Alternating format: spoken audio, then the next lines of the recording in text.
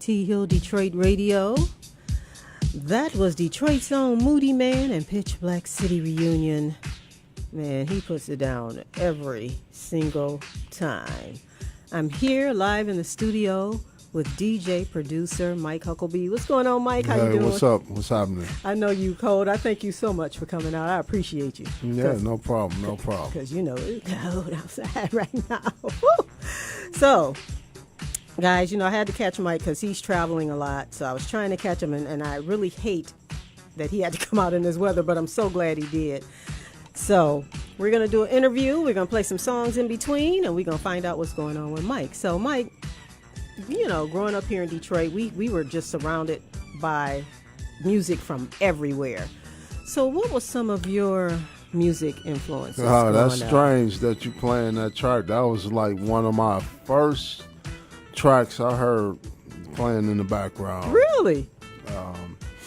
Yeah, I mean, I've been around listening to everyone. Like, I was listening to Ken Collier, which I would, say I loved his ability to mix records, and it just fascinated me that like a DJ could play music and you wouldn't even know where the record started or ended. Yes. And that fascination is something I heard through him doing really well that I took my own spin on it. Okay, I can see that. Gotcha. So, when did you start working at Byright and Record Time? Well, I worked at Byright like in 2005 for like about 6 months. Okay. And then, but before I worked at Record Time, 92 to 2005. So, 14 years. So did you know what, and that's one thing I do miss now. I understand technology and the digital age and all that, but I'm a person that used to shop at record stores. So I used to go through the bins. I used to pull out the album covers. I would read everything on the back. And I miss that. Yeah, we don't have a common meeting place where people can discuss music anymore. Yeah. And everything is facilitated through the internet. So it's a big gap and a big human interaction thing missing. I agree. Nobody can like talk about music together, learn about what other people are playing, and be in the environment where the purchasing is taking place. Yes. And that's those pockets and holes are filled through the internet, and it just doesn't cut it, really. I'm with you, because I grew up on vinyl, and that's... But at the same time, like, you can't... People that never had that can't miss it. That's right. I mean, because we're from a different era. That's what we're dealing with, is people that never had that can't miss what they never had. True that.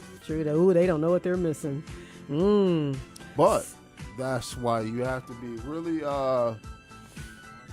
inquisitive to like research the past, find out what was done. Like if you like house music and you identify like you like masters, or like, well, what drum machine were they using? What like do the history, like go that deep to find out. Like if you want to make music like those guys, then what were they using? What were some of the techniques?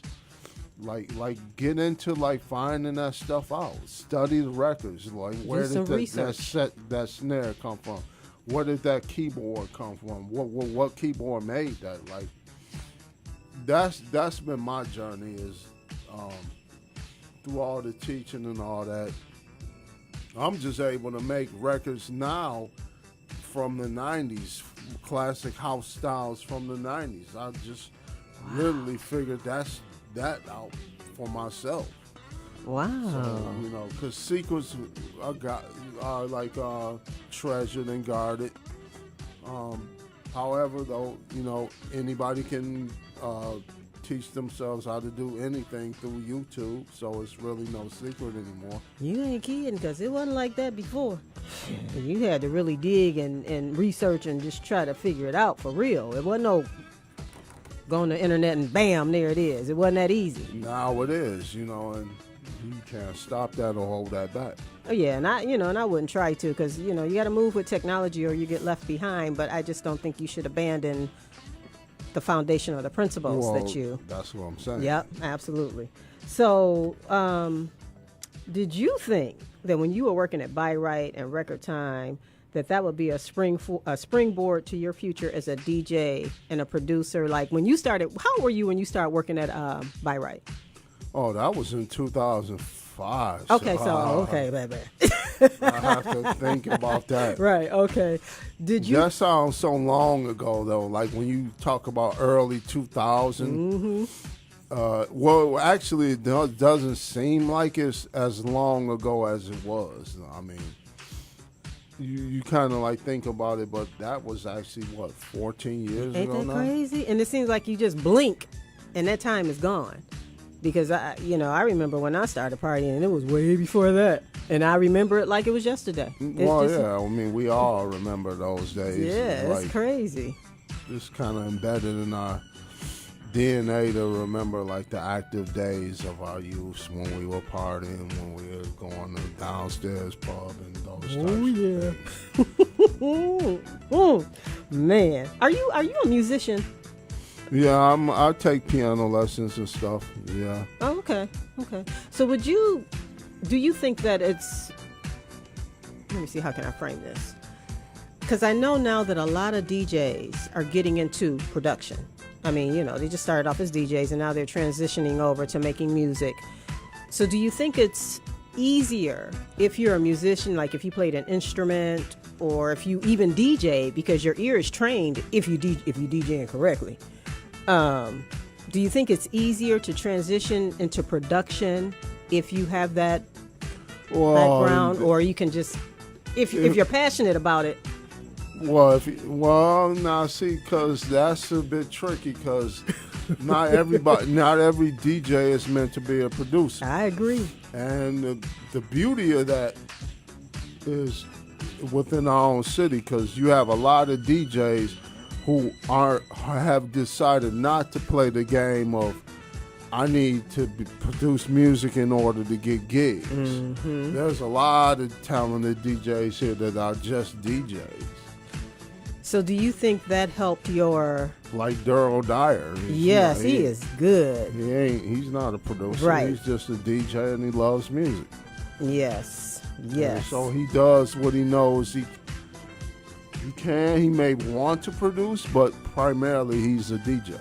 Okay. Yeah, and there's some people... He might have aspirations to become a producer, but he's staying in his lane of what he knows he does best. Mm-hmm. And there's nothing wrong with that.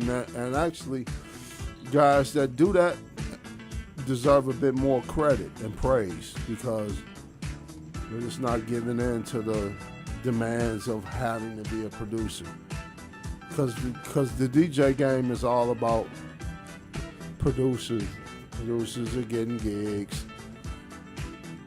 Just how it goes now. If you want to be a DJ and get gigs, you got to be a producer, and that's a bit backwards of a formula to like stick production in front of like the DJ booth. Yeah, because before it would just be based on your DJ skill set. Well, and you also didn't blow up on the internet. That was not. That's right. You didn't. That was a strange. Like if you did that, that was like you were far removed from everything because you blew up in your own community, in your neighborhood, and on the circuit, your name started buzzing, and that's all you did. But you know, when it became more like you could blow up by the net, that changed the whole dynamics of everything. Yeah. Yes, it did. Woo.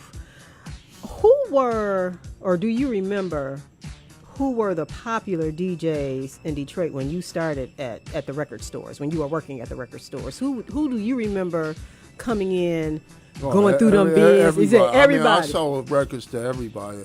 I know you sold some to me. I was pulling records for Ken Collier personally. Wow. Melvin Hill, Delane Smith, Keith Worthy, Delane. You know, everybody. There was no one that I was not like not shopping into Record Time or buying records there. Yeah, because that was the thing. I mean, you know, going to the record store, like you said, having the conversations, talking about the music, discussing the music. Now, like you can't do that. And it's been that way for a long time now. So I know in 1995 you started your label Deep Transportation. How did you come up with that name? Oh, because I figured I wanted to do something deep, and I wanted it to take people somewhere. So that's where the transportation came in. Bet that. Okay. So what made you start your own label? Well, I was doing tracks on Harmony Park with Rick Wade. Okay. And just when that kind of more or less fell away, and I was like, well, I need to start do my own thing. And that just became like what I was going to pursue. And I just kind of ventured off into setting up a label, ran it really slowly, and didn't really release much on the label. Okay. I got another label called Synth. I'm doing probably more EPs on that than Deep Transportation, but I'm planning to do some more music on Deep Transportation. But it was always a learning thing for me. I was probably the slowest producer. Really? Yeah, I was really slow with like producing because I really didn't understand what I was trying to do. Okay. And I was always inquisitive about like where certain things come from, how are people getting this sound, and I want to get that sound, but I don't know how. And I had to bring that together. I had to bring that closer to me, like that understanding of like how this music was being produced, and what were the methods of achieving certain things I wanted to do. Gotcha. Okay. So is that what made you get into, now I'm skipping over my questions, but is that what made you get into teaching the kids to a degree? That all just fell into my lap, Really? Because of that passion, though, because I really wanted to learn how these things worked, and was just seeking to do a workshop for the students at Youthfield. Yeah, Youthfield, okay. And then I went down there and they walked me through half the building, and like, well, first of all, I said, well, how about if I did a class instead of like this tutorial? Okay. And they were like, that's even better. They were just, wow. And so I went down there, and halfway through the orientation of seeing the building, I said, when do I start? I didn't even want to see anymore. I just said, when do I start? Okay, explain to people who may not know, what is Youthfield? Well, Youthfield was a foundation for kids in Detroit that could study music production, and everything they offered there for $25 a year. That's crazy. So, and it was huge. That building was huge. I always got to revere Dr. Gerald Smith, who was the founder of Youthfield, the late Dr. Gerald Smith. it'll be 100 years before somebody can top what he did in Detroit for the kids. I mean, it was way ahead of his time. I mean, and everybody from Ufield, which are no longer there anymore, but they will tell you that Ufield was way ahead of the city, way ahead of Michigan. Actually, you can almost say, the state, anything in the States where like a student can learn that much for $25 a year. Wow.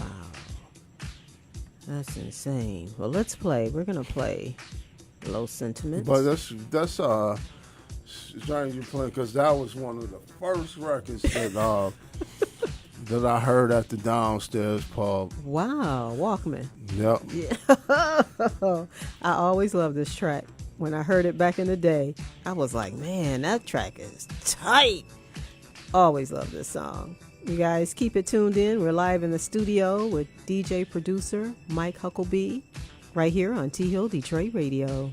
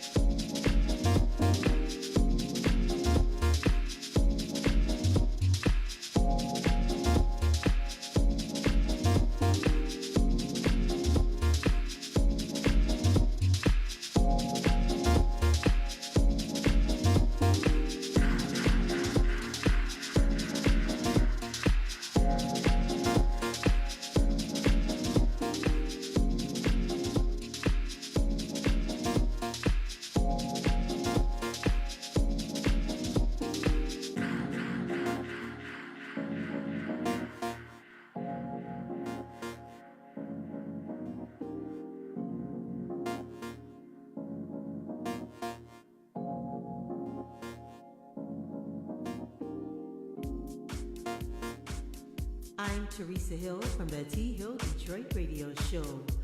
Join myself, Rick Wilhite, Todd Johnson, Mike Melody, and Charles Hicks as they present the Backstage House Session, late night 10 p.m. to 4 a.m. Saturday, February 16th at Backstage at Burt's, 2740 Rivard Street. The resident DJs are Rick Wilhite and Charles Hicks, and the special guest DJs at this monthly event will be Scott Grooves, Mark Duncan, and DJ D. Swin. $5 cover until 11, $10 after, free parking. The kitchen will be open. For more information or RSVP, call 313-497-8715, 313-497-8715. Please use the side door. This is a Backstage House Session. T Hill Detroit Radio. We are live in the studio with Mike Huckaby. So, Mike, tell me why? Why did you transition from being a DJ to a producer? It was a logical next step. If you were still into the music, you heard the music, and you kind of like factored yourself into like what could be your take on it. Okay. Especially like selling so many records, you would hear like good things about records, things you would change in a record, and just critiquing the records that you were ordering every day and every week. Gotcha. And you created this vision of what you would do differently, and what you were not hearing. And so that came up with, the possibility to do this yourself. Even with DJing, like, I got a mixtape, like in the 80s from a DJ that I won't repeat his name, but okay, it was really bad mix. Whoa. I paid like $15 in like the 80s for the cassette. Yeah. Do I know him? Yes, you do know him, but I won't. Okay, you ain't got to. And like, I listened to his mix, and it did nothing for me. And like, I said, well, this could be the birth of you expressing yourself as a DJ. So, whoa. So that was like how I took it a bit further to be in my own. Okay. Create my own sound, and because I knew right then and there, I knew that everyone did this differently. That's true. And so that showed me that like you have a chance to develop yourself as a DJ. Okay. Wow. When you were, I know what I want to ask you. Now I know DJs always have this discussion. I've heard it time and time again. The discussion of vinyl versus digital. What is your preference and why? Well, I mean, I worked in a record store. I know you vinyl. I'm vinyl. Now I'm vinyl, but I love the convenience of digital. Because lugging them crates, I do not miss at all. I don't separate myself from it because I always did it. You've always did it, yeah. So, yeah. Comes along with the territory. Like, I'm not going to adapt to a machine that can tie my shoes. I mean, I always tie my shoes. Right. I got you. Okay, that makes sense. Okay. What type of house music did you release on your label? Well, deep house. Just deep house? Yep. Okay. And so, what are some of the instruments or software that you use when you're producing? I mean, I'm known for like using the Waldorf Wave synthesizer, made sample CDs and stuff like that. Okay. Machine and Ableton on the computer software side. Reactor. Nowadays, you get so many companies that want to work with you, and because I saw you posted a video on Facebook a couple of months ago, and you were talking about, was it the Moog? Yeah. What did you think about that? It's really interesting. Their first polyphonic synthesizer in over 30 years. Went down to the Moog factory, saw it there, played around with it. Really interesting what it can do. I thought they put a lot of effort and thought into it, and I think it will be something that could be legendary for that company. Wow. Okay. Man. Is that something you would want to teach? Like, if you were teaching, would you want to teach that to some of the students, or would you think that might be too advanced? Yeah, that's probably more too advanced, but it could happen though. Okay. You never kind of like put a ceiling on what kids should know about. Mm-hmm. So when you were teaching at Youthville, and you did something at the Detroit Public Library too, didn't you? Ann Arbor District Library. Yeah, I mean, wow. Taught in the University of Malta, University of Singapore, taught in Jerusalem. Woo! Man, I did like workshops everywhere from Seattle to New Zealand. Did you ever think that you would be teaching? Like when you started working in a record store, and I know you can't foresee the future, but did you ever see yourself teaching kids how to do production? No. As well as, sessions for adults. But I never, I mean, literally, like, I just kind of, like, it just came my way. Wow. It literally came my way. And because I was always interested in improving my skills, improving my sound. Okay. And so, basically, I always say it, but, like, me teaching is just, you watching me get tight in front of you. I heard that. Hate to say it, but that's the truth. Yeah, that's real. That's real. Okay. Who were some of your students that were standouts to you? Like, really showed a lot of promise. We had some students that they are not so known. Okay. But we had some students that were really talented. I haven't talked to them recently, but I still can get in touch with them. Nice. But Kyle Hall would probably be this one that stood out the most. All right, Kyle. Yeah. But I didn't discover him. I have to say that he was just someone that I answered a lot of questions for him when he came, and he just took off. Yep. He didn't stay. He didn't come back a couple necessarily like the semester later, because he asked me everything he needed to know, and wow, took it and ran with it. And Wild Oats was born. Wow. Man, okay. You guys keep it tuned in. We'll be back live in the studio with Mike Huckaby on T-Hill Detroit Radio.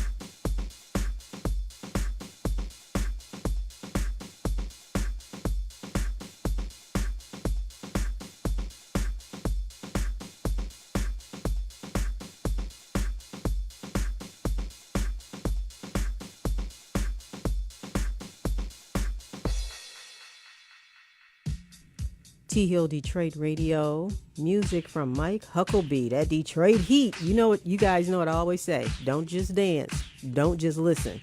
Buy the tracks. It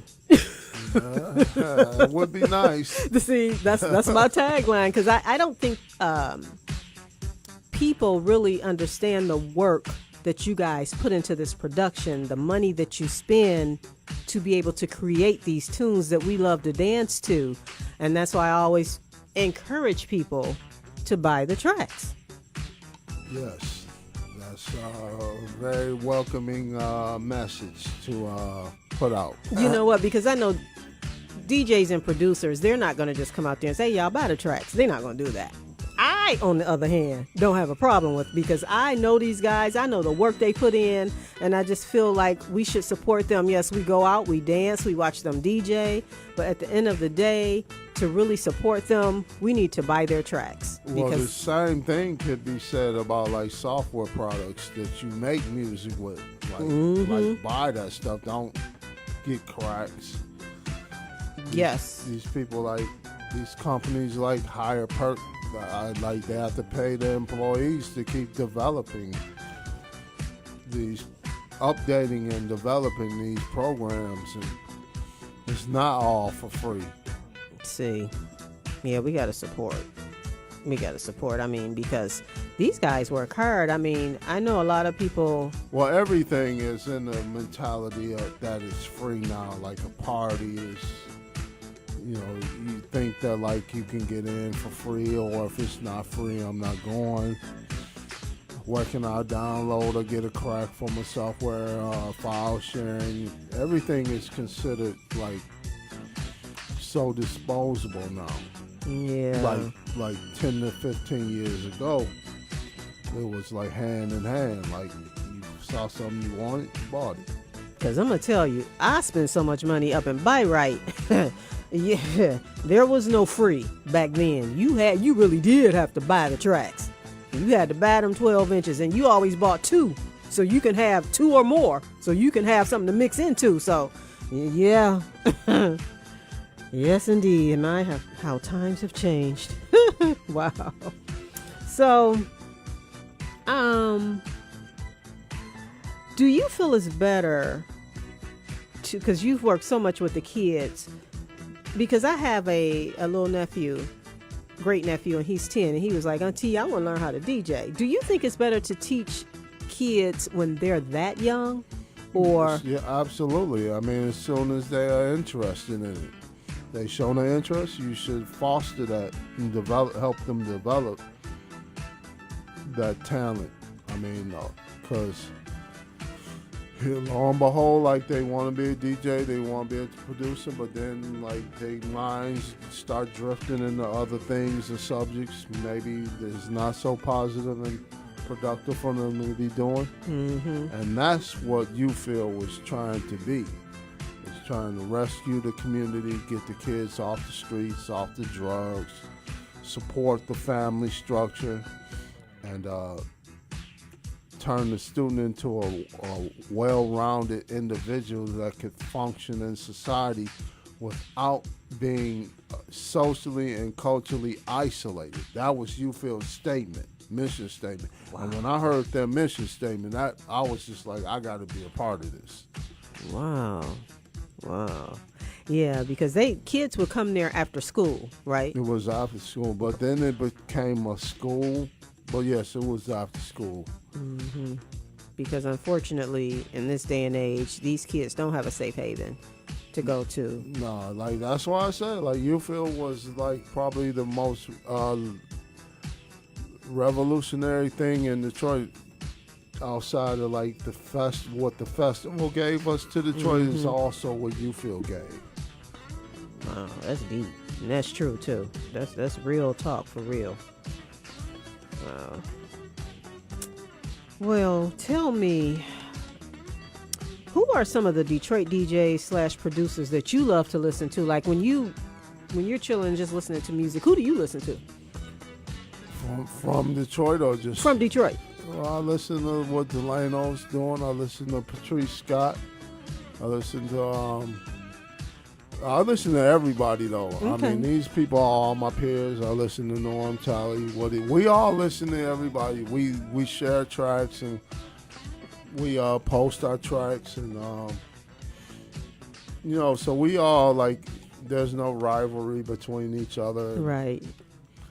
And I always keep my ear to the ground and see what somebody else is doing in their studio or what I hear on their record. I listen to Kevin Saunders and I talk to Kevin. Okay. Yeah, I talked to him today. Yeah. Saw Juan like a couple of weeks ago, New Year's Eve in London and Berlin. Wow. We talk.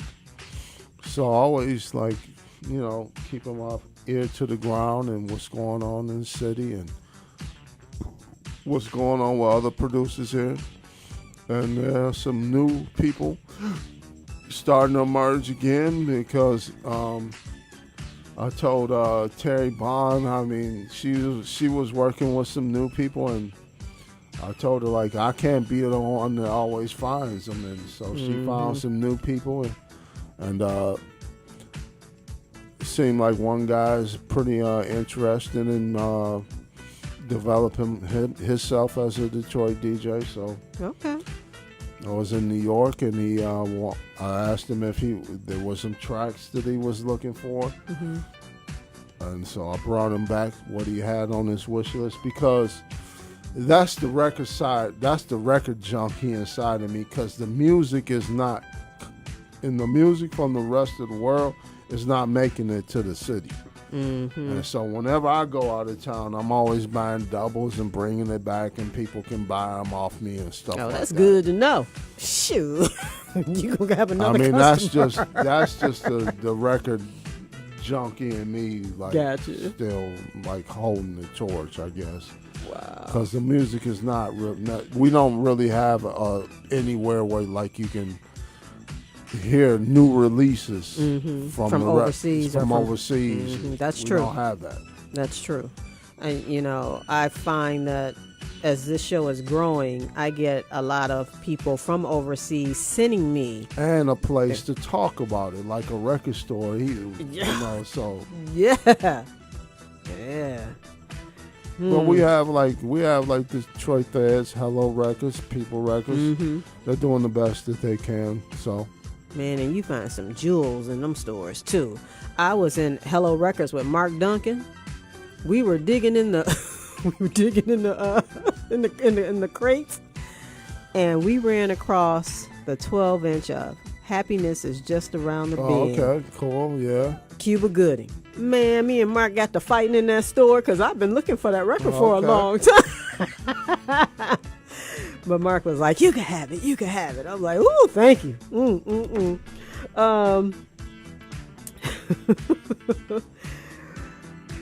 Let's see,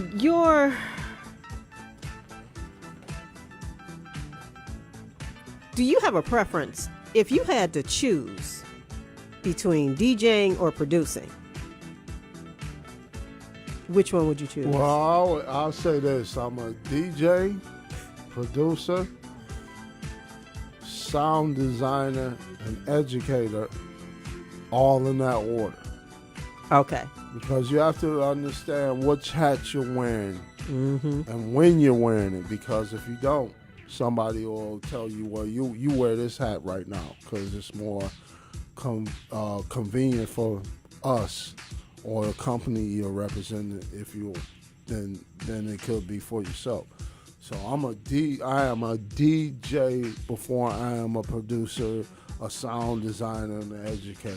Okay. These are things that just came later, and I had the chance to develop myself into. As a result of DJing. Well, yeah, I mean, it all started from with your DJing.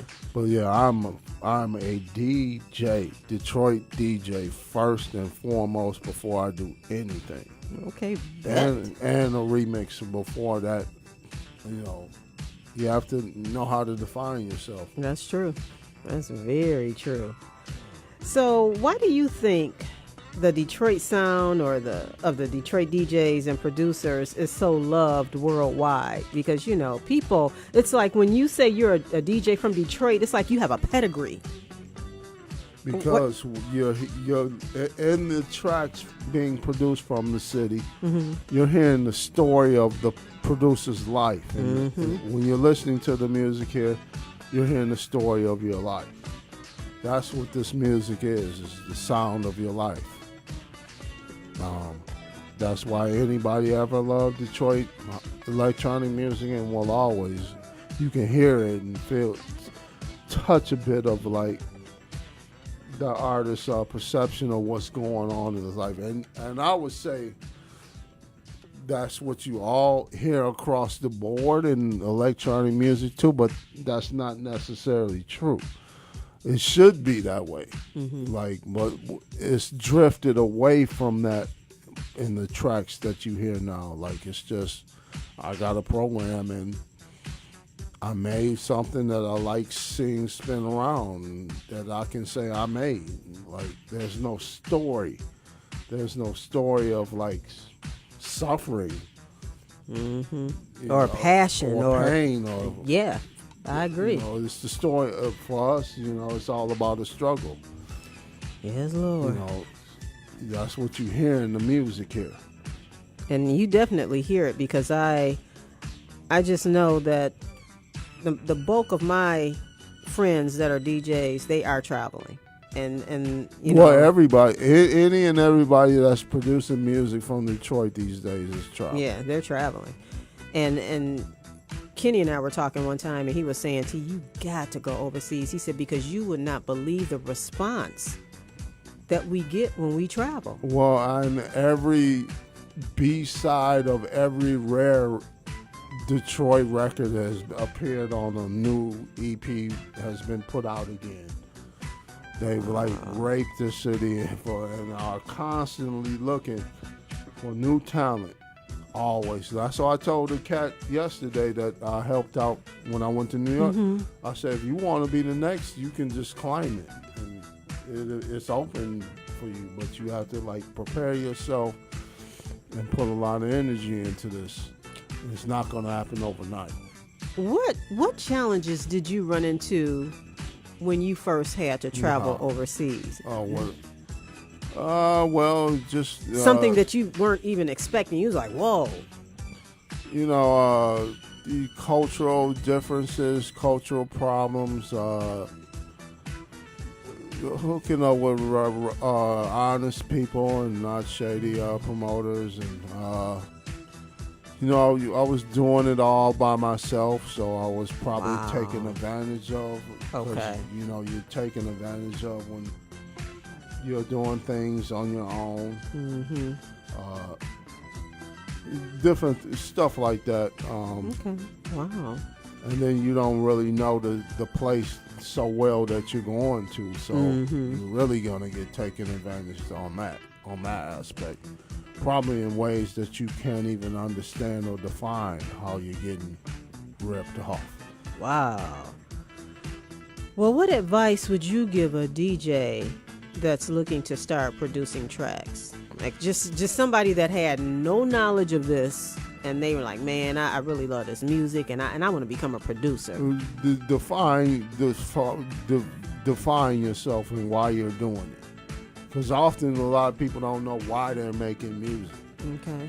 So what I'm doing, I'm interested in making music for people that are thinking like deep house. And so I found my own style of deep house, and I'm trying to connect to people like that. Okay. It's really just important to define why you're making music.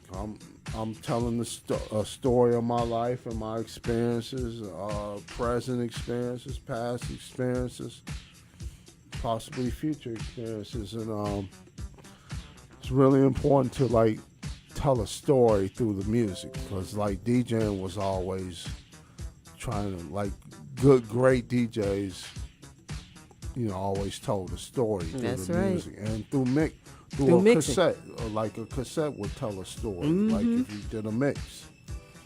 My cousin, the late Dwayne Montgomery, when he used to mix, he would have the records talking to each other. Exactly. Yep. And so it's telling the story. Telling the story. And he did it well.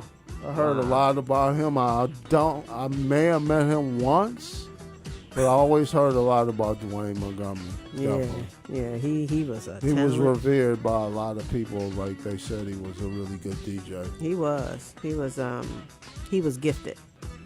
He was gifted because he was a musician. He could read and write music. He played 16 different instruments fluently, and he just picked up the DJing. He used to beat people in DJ contests with their own records. He was something. Never heard the records, but get up there and just... I heard this. Yeah. I heard this from several different people. Mm-hmm, it's the truth. I was with him. Woo! It was something else. So, wow. I think we've kind of covered everything, Mike. Is there anything else you'd like to add?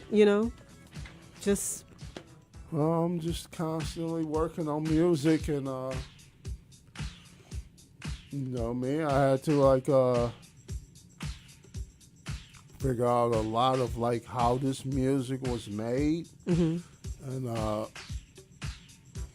where certain beats came from, and how to produce it, and how to refine my studio to accommodate that goal. And I study all types of production methods. I study things I don't even like. I study hip hop production methods, trance production methods, things I'll never even utilize. I mean, I just want to know how it's done and have that a part of my repertoire of something I could do, and then I'll take that and flip it and make it into something that I would do. That's the beauty of a Detroit DJ, is that people think that Detroit DJs are not influenced by anywhere else in the world, and that's not true. We're influenced by everything. We were constantly influenced by all this imported music. Yes. So that's not true. So, but it's always at the end of the day how it comes out on the Detroit end, and how the music's interpreted and created by us. We'll hear import, and we'll take that and redefine it in Detroit ways, and tell a story of our life experiences from being inspired by that track or something. That's true. That's right. Because I'm telling you, we've experienced some things here that you had to be here. That's the beauty and that's what people like and love about Detroit. I mean, you hear possibly the influence of Prince and Kenny's music. Mm-hmm. But it don't come out like Prince. It comes out like Kenny. him. That's right.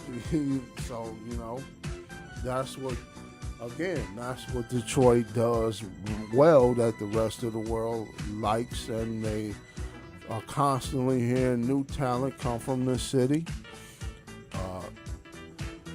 And they know that this story here is one that's not been given. It's been one that's been deserved and earned. Earned is Yes. Earned is it's not a story that's just was easily accessible and created. It's one that was hard earned and still being earned to this day. Wow, that was a great interview, Mike. Thank you for coming out in the cold, chatting with me. Yeah. I always wanted to come down. So cool. Yeah, I appreciate that. I know, you travel a lot and you're not here, so I'm glad you made the time to come on down and hang out with me for a little bit. I appreciate that. So when can we expect some new music from you? I'm always working on new remixes and working on tracks always. Okay.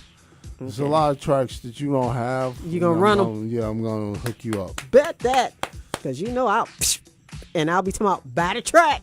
Oh, thank you. Yeah, I have no shame on begging on the DJ's behalf. Because again, I've been hanging around y'all for so long, and I see the work. I know the work that y'all put into this. And coming out dancing and, seeing y'all DJ, that's cool. But at the end of the day, they need to be buying this music. Not downloading it for free. It's not That's for free. right. Not trying to shit and all that. You need to buy the tracks. See, we have an audience in Europe that buys the music. Buys the music. But see,